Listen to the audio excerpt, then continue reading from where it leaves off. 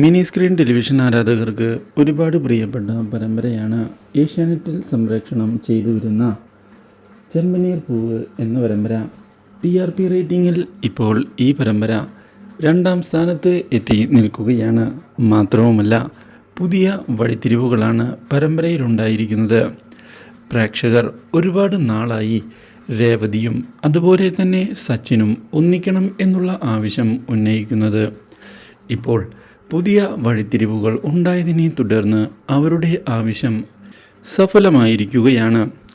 ഒടുവിൽ തൻ്റെ മുത്തശ്ശിയുടെ വീട്ടിലേക്ക് പോയതിനെ തുടർന്ന് അവിടെ വെച്ച് അപ്രതീക്ഷിതമായ വഴിത്തിരിവുകളാണ് സച്ചിൻ്റെ ജീവിതത്തിലുണ്ടാകുന്നത്.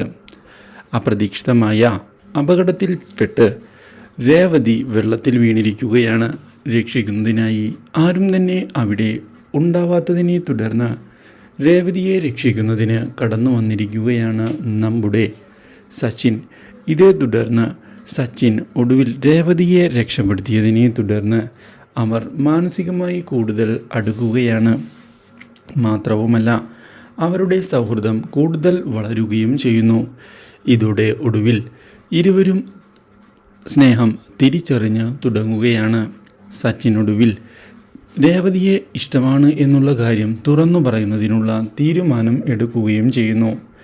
ഇതേസമയം രേവതിയും സച്ചിനും തമ്മിലുള്ള അടുപ്പം കൂടിയിട്ടുണ്ട് എന്നുള്ള കാര്യം അറിയാൻ ഇടയാവുകയാണ് സച്ചിൻ്റെ അച്ഛൻ.